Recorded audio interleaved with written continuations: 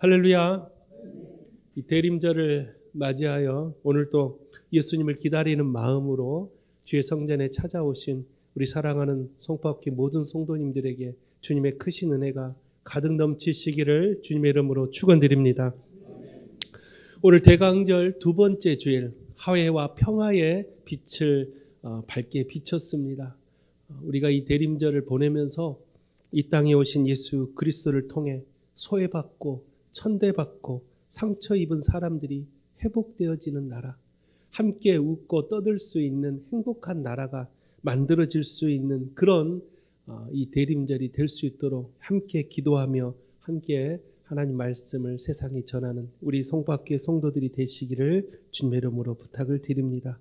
그러기 위해서는 가장 우리가 먼저 선행돼야 될 게 있는데 바로 우리의 믿음이 바로 서 있어야 됩니다.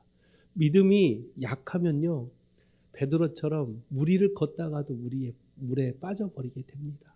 믿음이 바로 서 있지 않으면 하나님을 사랑한다고 고백하면서도 순간순간 불안과 수많은 세상 것들의 마음에 우리가 빼앗길 때가 참으로 많다라는 것이죠.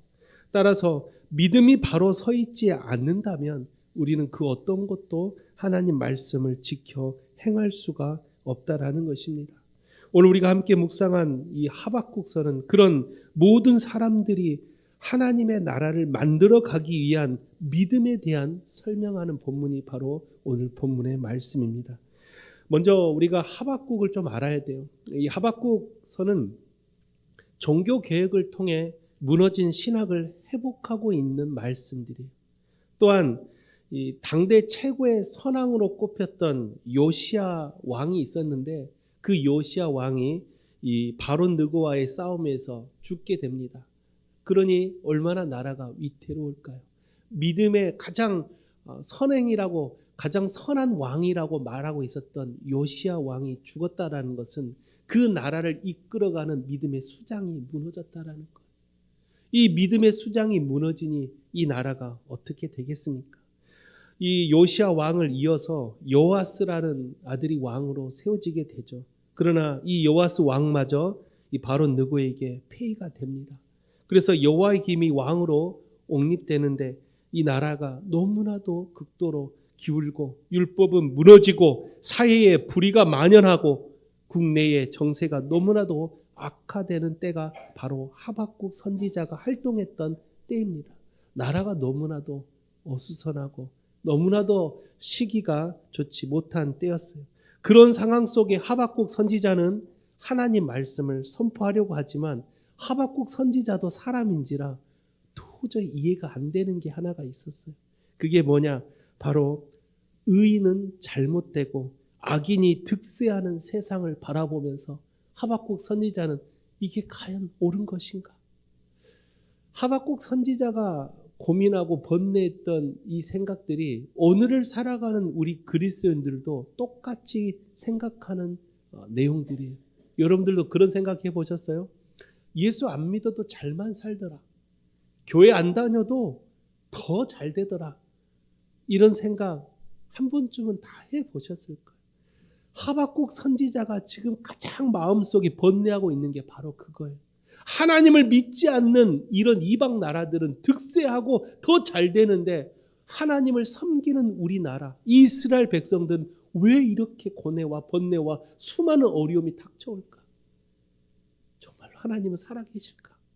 정말로 하나님은 전지전능하실까? 라는 믿음의 회의적이 찾아오기 시작해요.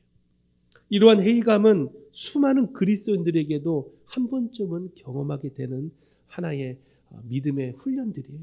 여러분들도 신앙생활 하다 보면 순간순간 정말 하나님이 살아계신가? 이러한 세상을 하나님 왜 가만히 보고만 계실까? 이러한 믿음의 어떤 고민과 걱정들이 우리 그리스도인들이 살아가면서 많은 경험들을 하게 될 때가 참으로 많다라는 것이죠. 그런 상황 속에서도 하나님은 이 하박국 선지자에게 하나님의 은혜의 말씀을 주시죠. 그 말씀이 바로 그 유명한 의인은 믿음으로 말미암아 살리라. 이런 신앙의 갈등을 고민하고 있는 선지자에게 하나님은 궁극적으로 악인은 결국은 심판당할 것이다. 그리고 의인은 믿음으로 말미암아 구원을 얻게 된다라는 놀랍고 하나님의 은혜로운 신비로운 해답을 이 하박국 선지자에게 주게 되죠. 이 하박국 선지자에게 주신 이 믿음을 우리 네 글자로 이신득이라고 말을 해요. 이 이신득이는 나중에 바울 사도가 신학의 기초를 삼았던 메시지가 바로 이신득이에요. 따라서 이 바울 사도가 평생을 복음을 전했던 그 근간이 바로 의인은 믿음으로 말미암아 살리라. 이 말씀을 붙들고 바울 사도는 하나님 말씀을 전했던 거예요. 그리고 중세기에 기독교가 암흑을 찾아와요. 수많은 기독교가 무너지고 부패했을 때 그때 마틴 루터라는 종교 개혁을 하게 되죠. 그때 이 마틴 루터도 이 종교의 개혁을 할 수 있었던 가장 신념이 뭐냐? 바로 의인은 믿음으로 말미암아 살리라. 이 말씀을 붙들었던 마틴 루터가 종교 개혁을 할 수가 있었다라는. 그렇게 된다면 오늘을 살고 있는 우리 수많은 그리스도인들이 마음속에 수많은 걱정과 수많은 어떤 믿음의 회의감, 정말로 하나님은 살아계신가? 이 악하고 이 어두운 세상을 하나님은 왜 가만히 보고만 계신가? 라는 그런 고민을 하고 있다면 오늘 이 말씀을 여러분 주목해야 돼요. 의인은 믿음으로 말미암아 살리라라는 이 하나님께서 하박국 선지자에게 주신 이 말씀이 오늘을 살아가는 우리들에게도 똑같이 주어지는 말씀인 것을 여러분들 믿으시기를 주님의 이름으로 축원드립니다. 그래서 우리는요, 하나님 이 말씀을 붙들고 각자의 자리에서 우리는 믿음을 지키고 살아가야 돼요. 눈에 보이는 세상의 풍조, 눈에 보이는 세상의 유혹에서 벗어나야 돼요. 수많은 사단들이 우리를 유혹합니다. 마지막 때가 되면 될수록 사단은요, 우리의 가장 연약한 부분을 공격해요. 우리가 그 사단의 공격에 넘어가지 않고 끝까지 승리하려면 우리는 믿음을 바로 잡아야 돼요. 그 믿음이 바로 서 있지 않으면 우리는 그저 세상의 수많은 유혹에 넘어가 버린다는 것입니다. 사랑하는 송파교회 성도 여러분, 여러분 믿음 위에 바로 서시기를 주의 이름으로 부탁을 드립니다. 그러면 어떻게 해야 믿음 위에 바로 설 수 있을까? 어떻게 해야 참된 믿음을 가질 수가 있을까? 오늘 본문은 의인이 가져야 될 믿음을 세 가지로 말하고 있어요.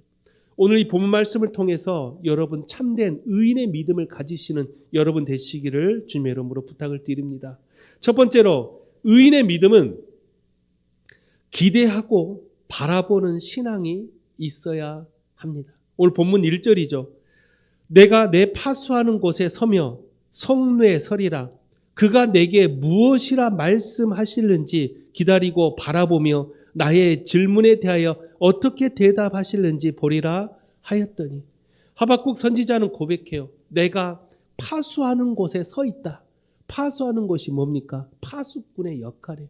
파수꾼은 뭐예요? 무언가를 지키는 자의 삶이에요. 그렇다면 이 하박국 선지자가 내가 파수꾼의 심정으로 하나님의 말씀을 기다린다라는 것은 여기서 우리는 중요한 두 가지의 메시지를 알아야 됩니다. 하나는 주어진 자리에서 최선을 다한다라는. 간혹 어떤 성도들이 주님께 축복을 원하지만 또 주님께 자신의 문제를 해결해 달라고 원하지만 자신의 사명을 소홀히 하며 살고 있는 사람들이 참 많아요. 주어진 믿음의 사명은 완수하지 않으면서 그저 하나님 문제 해결해 달라. 내 안에 있는 이 어려움을 하나님 해결해 달라고 그렇게 외치는 사람들이 참 많아요. 이런 사람들은 어떤 신앙으로 빠질 가능성이 많냐? 기복신앙에 빠질 가능성이 참 많아요. 자신에게 주어진 사명을 끝까지 완수를 하려고 노력하는 모습 속에 우리의 문제, 우리의 고난을 하나님 해결해 달라고 기도해야 올바른 신앙인데 그렇지 않는 성도들이 참 많아요. 편리한 신앙을 하려고 그저 하나님의 복만 얻으려고 하는 신앙. 자신에게 주어진 사명은 온데간데 없고 그리스도인으로서 하나님의 사람으로서 나는 지금 무엇을 하고 있는지도 잘 모르면서 그저 교회에 와서 하나님 축복해 달라고, 우리 가정 지켜달라고, 내 문제 해결해 달라고 그렇게만 하나님께 기도하고 있다면 우리는 다시 생각해야 돼요. 내게 주어진 사명이 무엇인지, 내가 그리스도인으로서 지금 무엇을 해야 되는지, 내게 주신 사명을 온전히 감당하면서 주님, 나를 도와달라, 나와 함께 해달라, 그런 믿음의 모습들을 가진 그런 여러분 되시기를 주의 이름으로 부탁을 드립니다. 또한 한 가지의 의미는요, 주님이 무엇을 말씀하실지라도 순종할 수 있는 믿음이 있어야 돼요. 하박국 선지자가 고백해요. 내게 무엇이라 말씀하시는지 기다리고 바라보겠다.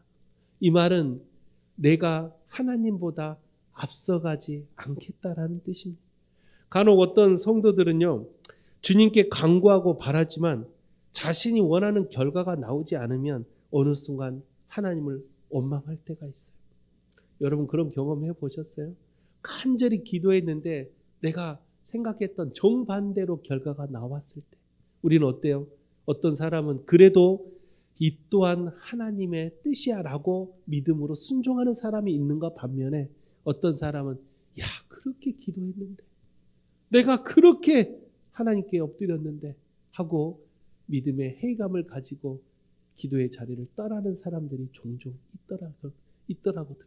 우리는 신앙생활을 하면서 어떠한 신앙생활을 하고 있는지, 나는 과연 하나님께 어떠한 기도를 올리고 있는지, 주님이 무엇을 말씀하실지라도 내가 아멘으로 받을 수 있는 그런 순종의 믿음을 가지시기를 주님의 이름으로 축원드립니다. 하박국 선지자는 그런 믿음을 가졌던 의인이었어요. 의인의 믿음은요, 믿음으로 말미암아 산다 그랬어요. 하박국 선지자가 그런 믿음을 가질 수 있었던 것은 이러한 두 가지의 태도를 가지고 있었기 때문입니다. 어떠한 상황 속에서도 하나님 말씀에 순종하는 모습, 또한 어떠한 사명이라도 최선을 다하는 모습, 이러한 모습이 의인의 믿음을 가질 수 있다면 우리는 끝까지 하박국 선지자의 모습을 가지는 그런 여러분 되시기를 주님의 이름으로 부탁을 드립니다. 또한 성경에 보면 이런 의인의 믿음을 가졌던 사람들이 참 많이 등장해요. 그 중에 대표적인 사람을 뽑아보라면 바로 모세를 들 수가 있어요. 모세가요, 자신은 능력이 없었어요. 자신은 아무 할 수 있는 그런 감당할 수 있는 사람이 아니었습니다. 그러나 모세는 하나님 말씀에 순종해서 출애굽의 역사에 함께합니다. 그때 모세가 고백했던 장면이 있어요. 앞에는 홍해바다가 가로막고 있고 뒤에는 애굽 군대가 쫓아오고 있는 이런 긴박한 상황 속에 모세가 백성들에게 선포합니다. 뭐라고 말하냐면 출애굽기 14장 13절입니다. 모세가 백성에게 이르되 너희는 두려워하지 말고 가만히 서서 여호와께서 오늘 너희를 위하여 행하시는 구원을 보라. 너희가 오늘 본 애굽 사람을 영원히 다시 보지 아니하리라. 할렐루야. 모세도 사람이었어요. 뒤에서 애굽 군대가 칼을 들고 쫓아오는데 어찌 두렵지 않았겠습니까? 모세도 너무 두려웠을 거예요. 그러나 모세가 가졌던 믿음은 의인의 믿음이었어요. 믿음에 바로 서 있었던 모세는 오늘 너희를 위해서 하실 하나님의 행하실 구원을 바라보라는, 어떻게 해요?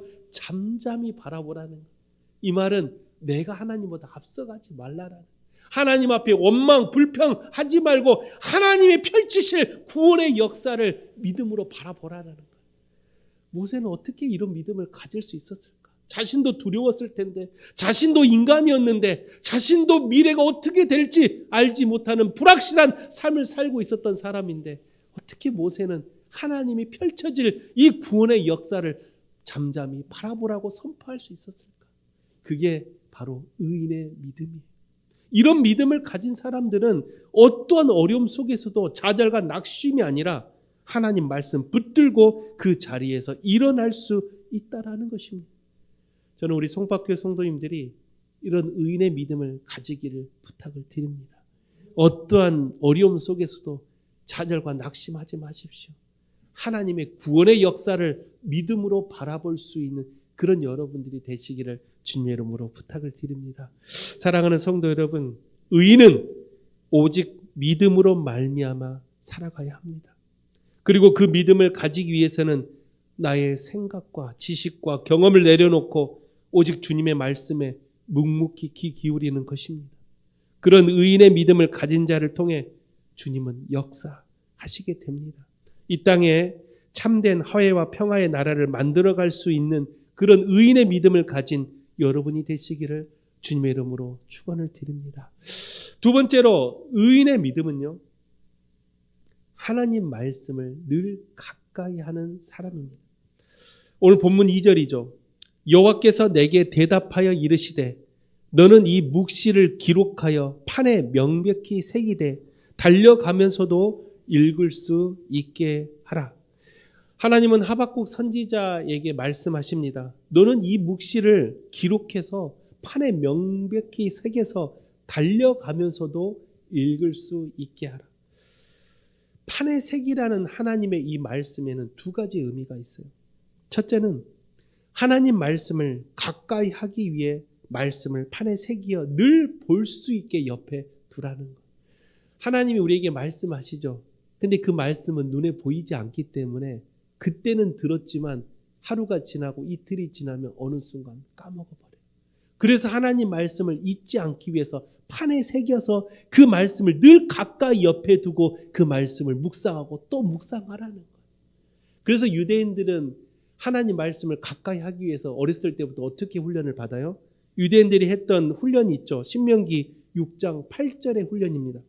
너는 또 그것을 내 손목에 매어 기호를 삼으며 내 미간에 붙여 표를 삼고. 유대인들은 어렸을 때부터 하나님 말씀을 손목과 미간에 새겨서 그 말씀을 늘 가까이 했던 훈련들을 합니다. 그런데 왜 이렇게 했을까? 왜 손목과 미간일까요? 손목은 자신이 말씀을 바라볼 수 있는 가장 가까운 것이고요. 미간은 상대방이 볼 수 있는 가장 눈에 보이는 곳이에요. 따라서 손목과 미간은 나 자신도 말씀을 가까이 하지만 나를 통해 상대방도 하나님 말씀을 볼 수 있게 할 수 있는 헌신적인 모습이에요. 대부분 신앙생활 하다 보면 손목에 말씀을 붙이는 것까지는 잘해요. 그러나 나를 통해 하나님 말씀이 다른 사람에게 전달되는 것은 참 어려운 믿음의 생활입니다. 그러나 이러한 믿음의 훈련, 어렸을 때부터 손목과 미간에 말씀을 붙여 늘 그 말씀을 가까이 할 수 있는 이런 훈련을 하는 사람들이 바로 믿음의 의인의 삶을 살아갈 수 있다는 거예요. 여러분은 얼마나 말씀을 가까이 하고 계십니까? 말씀을 가까이 할 수 있다는 건 축복이죠. 그래서 시편 기자가 뭐라 그래요? 1편에 뭐라고 합니까? 복 있는 사람은 여호와의 율법을 주야로 묵상하는 자예요. 여러분 다 복 받고 싶잖아요. 저도 복 받고 싶어요. 근데 그 복을 어떻게 받아요? 하나님 말씀을 가까이 하는 사람에게 준다라는. 물론 각자가 생각하는 복이 다 다를 수 있어요. 근데 중요한 것은 하나님이 주시는 복이라면 좋은 게 아니겠습니까? 얼마나 좋을까요? 근데 그 복을 받기 위해서는 하나님 말씀을 늘 가까이 해야 한다라는 거예요. 그래서 그 하나님 말씀을 가까이 할 때 우리에게 주어지는 커다란 은혜가 넘치시는 여러분 되시기를 부탁을 드립니다. 판의 색이라는 하나님 말씀의 두 번째 의미는요, 거짓 예언으로부터 참된 예언을 보호하기 위함이에요. 왜냐? 여러분 그런 게임 해보셨어요? 제가 예전에 아이들 가르칠 때 간혹 게임을 많이 해요. 이렇게 한 줄로 10명씩 쭉 세워가지고 제일 앞에 사람한테 귀에다가 하나님은 너를 사랑하신대 이렇게 하면 그 다음 사람의 귀에를 대고 해요. 마지막 사람이 뭐라고 해요? 손을 들어서 뭐라 그래요? 하나님은 나를 안 사랑하신대. 그게 무슨 말이에요? 처음에 하나님께서 우리에게 주어진 축복의 말씀이 있는데 이 말씀을 판에 새기지 않고 그냥 내가 내 머릿속에 간직하다 보니 시간이 흐르고 세월이 흐르다 보니 말씀이 와전되기 시작해요. 하나하나 살이 붙고 또 붙어서 나중에 처음 하나님 말씀하셨던 말씀이 온데간데 사라지고 내 생각과 내 경험으로 그 말씀이 완전히 바뀌어버린다. 이단들이 그렇게 하고 있어요. 하나님이 주어진 말씀을 왜곡하게 해석하여 자신의 생각과 자신이 사리 사욕을 채우기 위한 말씀으로 해석해서 수많은 성도들을 미혹하고 있죠. 그래서 하나님은 하나님 말씀을 판에 새기어 늘 가까이 두라고 하셨던 것. 거짓 말씀으로부터 보호하기 위한 하나님의 특별한 은혜. 그래서 이스라엘 백성들에게 있어서 가장 중요하게 생각했던 게 뭡니까? 바로 십계명이었어요. 하나님 말씀을 그냥 듣고만 있는 게 아니라 그 말씀을 두 돌판에 새겨서 그것도 모자라 그 말씀을 어떻게 했습니까? 법궤에 넣어서 늘 이스라엘 백성들과 함께하게 만들어요. 그 하나님의 그 판에 새겼던 말씀이 이스라엘 백성들의 믿음의 근간이었어요. 뿌리였다라는. 그래서 그 법궤를 가지고 가는 곳곳마다 전쟁에 승리하게 됐고, 그 법궤가 있는 곳에 하나님의 임재가 내려지는 것은 하나님의 말씀을 판에 새길 만큼 그 말씀대로 살게 노라는 우리의 믿음의 뿌리가 그곳에 있기 때문에 그렇습니다. 오늘날 우리가 보고 있는 이 성경 또한 하나님 말씀에 애곡되지 않도록 거짓된 내연에서 보호되기 위해서 변치 않는 하나님 말씀이 기록되어져 수천 년이 흘러도 변하지 않는 하나님 말씀으로 우리에게 다가오고 있다는 거예요. 하나님 말씀을 판에 새기라는 이 두 가지의 뜻을 여러분들 잘 묵상하셔서, 첫 번째가 뭐라고요? 말씀을 가까이 하기 위한. 두 번째는 거짓된 예언으로부터 보호되기 위해서 하나님은 판에 새기라고 하셨사오니, 그 판에 새긴 말씀, 이게 성경이라면 늘 가까이 두고 그 말씀에 축복받는 여러분 되시기를 주님의 이름으로 축원드립니다. 사랑하는 성도 여러분, 의인의 믿음은 하나님께서 우리에게 주어진 말씀을 가까이 할 때 주어지는 믿음입니다. 그 의인의 믿음을 통해서 이 세상에 수많은 어렵고 고난당하고 상처 입은 자들을 하나님의 참된 평화로 이끌어오기 위해서는 내가 먼저 믿음 위에 바로 서 있어야 돼요. 나도 믿음이 흔들리고 있는데 누구를 구원하겠습니까? 누구에게 참된 예수의 사랑을 전할 수 있겠어요? 나도 힘든데, 내 믿음 지키기도 힘든데. 따라서 의인의 믿음을 가지기 위해서는 말씀을 가까이 하십시오. 말씀이 내 믿음을 지킬 수 있다면 우리는 말씀을 손목과 미간에 붙일 수는 없지만 그런 마음으로 말씀을 늘 가까이 하여 참된 의인의 믿음을 소유하는 그런 여러분 되시기를 주님의 이름으로 축원드립니다. 마지막 세 번째로, 의인의 믿음은 확신을 가지는 사람입니다. 이걸 우리는 믿음의 확신이라고 불러요. 확신이 서 있는 사람이 의인의 믿음을 가질 수가 있다라는 것이죠. 하박국서가 기록된 시기가 가장 북이스라엘이 멸망당하고 남유다가 이제 멸망당하기 직전이었어요. 북이스라엘 멸망했을 때 하나님께서 남유다를 함께 멸망시키지 않았던 것은 북이스라엘 멸망을 거울 삼아 너희들 회개하고 돌아오라는 하나님의 특별한 은혜였어요.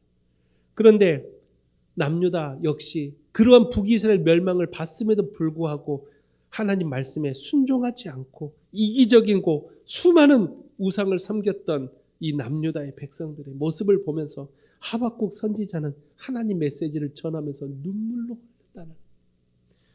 하나님은 이런 이스라엘 백성들에게 하박국을 통해서 돌아오라, 회개하고 돌아오라고 끊임없이 외쳤지만 남유다 백성들은 끝까지 그 말씀에 순종하지 않았다라는. 그래서 결국 그 당시에 북이스라엘을 멸망시켰던 아수르라는 강대국이 있었지만 특별히 그 당시 더 신흥 강대국으로 부상하고 있었던 바벨론이란 나라가 아수르를 멸망시켜요. 그때가 BC 610년 가량 정도 됐어요. 바벨론이 아수르를 멸망시키고 그리고 애굽의 이 바로 누구까지도 멸망시켜서 당시의 근동 지역에서 가장 강대국으로 불렸던 바벨론. 이 바벨론이 너무나도 강한 힘을 가지고 있었기에 수많은 나라들이 벌벌 떨고 있었다라는 그런 상황 속에 하나님은 하박국 선지자에게 오늘 본문의 3절의 말씀을 주십니다. 뭐라고 말씀하셨어요? 이 묵시는 정한 때가 있나니 그 종말이 속히 이르겠고 결코 거짓되지 아니하리라. 비록 더딜지라도 기다리라. 지체되지 않고 반드시 응하리라. 이 사회적 엄청난 혼란이 지금 다가와요. 북이스라엘을 멸망시켰던 아수르도 멸망했어요. 자기의 왕들을 폐위시켰던 바로 누구도 멸망했어요. 그런 강대국으로 떠오르고 있는 바벨론이 모든 근동 지방을 휘어잡고 있을 때 이스라엘 같은 작은 나라는 얼마나 두려웠겠습니까? 얼마나 불안하고 얼마나 어렵겠습니까? 그런 상황 속에 하나님은 하박국 선지자를 통해서 너희들 걱정하지 말고 기다리라는 것. 그 강하고 그 강대국이었던 바벨론 역시 어떻게 해요? 종말에 속히 이르겠다라고 말을 해요. 이 말은 뭐냐면 어떠한 강력한 권력을 가졌다 할지라도 하나님의 심판은 누구도 벗어나지 못한다라는 은혜의 메시지예요. 1차적으로 보면 바벨론의 멸망을 말하는 거지만 이 말씀은 오늘을 살아가는 우리들에게 주어지는 말씀이에요. 세상에 수많은 강한 권력이 있다 할지라도, 세상에 공중에 권세 잡은 권력이 있다 할지라도 그 권력은 반드시 무너진다라는 거예요. 할렐루야. 이 믿음을 여러분 가지고 있는 사람이 하나님을 의지할 수밖에 없어요. 왜요? 하나님보다 내가 더 세상을 의지하고 있다라는 것은 아직도 세상이 그 권력과 그가 가지고 있는 힘에 내 마음을 빼앗기고 있다라는 거예요. 우리가 간혹 세상을 살다 보면 후회할 때가 있어요. 어떤 후회를 합니까? 내가 섬기고 사랑했던 사람, 내가 그 사람을 끝까지 지키고 더 섬겨야 되는데도 순간적으로 내가 실수로 내가 또 생각한 판단이 착오돼서 그 사람을 버릴 때가 있어요. 그리고 내가 잘못된 선택을 할 때가 있습니다. 여러분 그런 경험이 있습니까? 세상을 살면서 내가 실수로 이 선택에 대한 후회할 때가. 그러나 중요한 것은 이 수많은 세상의 권력은 매일매일 바뀝니다. 내가 무엇을 선택하고 내가 무엇을 하는 것은 인간이 가진 연약함이지만 절대로 버리지 말아야 될 것이 있으니 그게 바로 뭐예요? 바로 예수 그리스도만을 붙들고 있어야 된다라는 것입니다. 그 어떤 세상 유혹이 내게 올지라도 주님을 끝까지 붙들고 있는 자가 바로 믿음의 확신에 서 있는 사람입니다. 믿음의 확신을 가진 사람들은요, 아무리 세상이 강한 유혹이 내게 올지라도 흔들리지 않습니다. 바울 사도가 복음을 전할 때 얼마나 많이 힘들었는지 아십니까? 바울 사도를 음해하는 사람들이 참 많았어요. 왜냐? 바울 사도가 예수를 믿는 사람들을 잡아다 죽였기 때문에 바울 사도가 예수를 전하고 있는 것 자체가 아이러니한 모습이었다라. 그러니 바울 사도를 인정해 주겠습니까? 그 어떤 사람이 바울 사도의 말을 듣겠습니까? 바울 사도를 함께 할 수 있던 사람은 바나바 말고는 단 한 사람도 없었어요. 바울이 얼마나 힘들었을까? 바울은 얼마나 마음이 아팠을까? 내가 만난 예수, 그 다메섹에서 만났던 진짜 그 예수를 내가 진심으로 전하고 있는데 그 누구도 나의 말을 들어주지 않는 그런 삶. 오늘 같으면 여러분 어때요? 세상에서 요즘 많은 청소년들이 내 말을 듣지 않는다라는 그런 혼자만의 삶을 살다가 그 인생을 포기하는 아이들이 참 많아요. 그래서 실제로 그 사랑의 열매라는 재단에서 자살을 하려고 하다가 돌아왔던 아이들의 간증을 이렇게 종합해 봤대요. 쭉 살펴봤더니 대부분 아이들이 자살을 하려고 했던 가장 큰 이유는 나의 말을 들어주는 사람이 없다라는 거예요.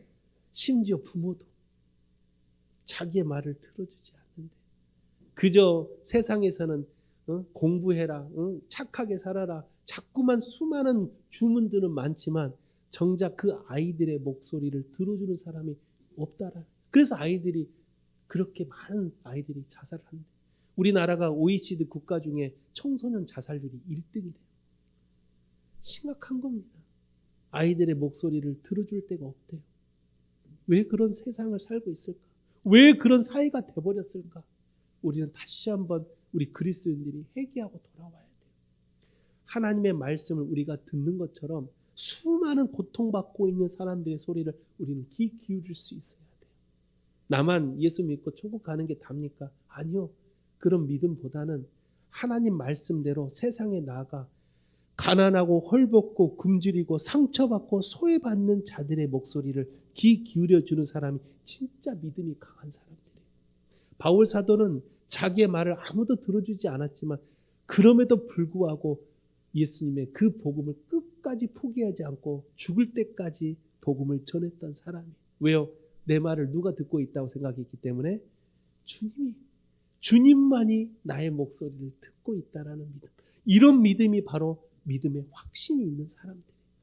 그 어떤 고난과 역경 속에서도 믿음의 확신이 서 있는 사람은 절대로 넘어지지 않습니다.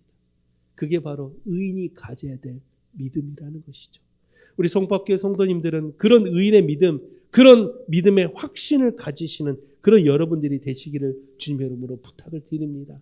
그래서 성경에 이런 믿음의 확신에 대한 이야기들이 정말 많이 등장해요. 특히 마태복음 25장에 보더라도 슬기로운 5 처녀가 끝까지 믿음을 지켰기에 하나님의 나라를 선물로 받았던 것처럼, 또한 수많은 유혹이 내게 올지라도 믿음을 끝까지 붙들었던 믿음의 선진자들의 하나님의 축복의 모습들을 보더라도 믿음을 끝까지 지킨다라는 건 어렵지만, 너무나도 힘든 일이지만 믿음의 확신을 가지시고 여러분 굳건히 그 믿음을 지키는 자들에게 주어지는 하나님의 크나큰 은혜와 선물을 경험하는 그런 여러분 되시기를 주 이름으로 부탁을 드립니다. 그래서 예수님이 제자들을 세상에 보낼 때 어떻게 보냈어요? 예수님이 제자들을 어떻게 세상에 보냈어요? 2명씩 짝을 지어 보내요. 왜 그랬을까요? 혼자는 자신의 이 믿음 지키기가 힘들어서 2명씩 짝을 지어 서로가 힘들 때 그 믿음을 서로 지켜주라고, 서로 그 마음을 만져달라고 하나님은 반드시 짝을 지어 세상으로 보냈다라는. 그렇다면 오늘 살아가는 우리 그리스도인들이 어떻게 하는 게 주님의 말씀을 따르는 것입니까? 나만, 내 믿음만? 아니요. 내 옆에 있는 성도들의 믿음을 함께 지켜주는 게 주님의 말씀을 순종하는 것입니다. 그런 사람이 내 믿음을 가지고 확신을 서 있는 사람들이 할 수 있는 그런 축복의 모습이라는 것입니다. 사랑하는 성도 여러분, 의인의 믿음은 세상 모든 권세를 이기신 주님을 붙드는 것입니다. 세상을 이기신 주님을 붙드는 자가 믿음의 확신에 서 있는 사람만이 할 수 있는 것입니다. 따라서 어떠한 어려움 속에서도 흔들리지 않고 그 믿음 부여잡고 각자의 자리에서 승리하는 우리 송파교회 모든 성도님들이 되시기를 주님의 이름으로 축원드립니다. 말씀을 마칩니다. 오늘 하박국 선지자는 의인의 믿음은 믿음으로 말미암아 산다라고 고백하고 있어요. 그 의인의 믿음을 가지기 위해서는 반드시 3가지를 기억해야 됩니다. 첫째는 내 생각과 지식과 경험을 내려놓고 주님의 말씀을 기대하고 바라보는 그런 사람이 되어야 합니다. 둘째는 하나님 말씀을 늘 가까이 하는 사람이 되어야 합니다. 마지막 3번째는 믿음의 확신을 가지고 끝까지 승리하는 사람이 되어야 합니다. 그리하여 의인의 믿음으로 살아가는 우리 송파교회 성도들을 통하여 죽어가는 영혼들이 다시 살아나고 이 힘들고 어렵고 혼란스러운 이 세상을 화해와 평화의 나라로 다시 만들 수 있는 건 의인의 믿음을 가진 자들이 만들 수 있다는 것을 꼭 기억하셔서 우리 송파교회 모든 성도들이 그런 의인의 믿음을 가지시는 하나님의 참된 축복받는 성도들이 되시기를 주님의 이름으로 축원드립니다. 기도하겠습니다. 거룩하신 하나님 아버지, 의인은 믿음으로 말미암아 살리라라고 하나님은 말씀하셨습니다.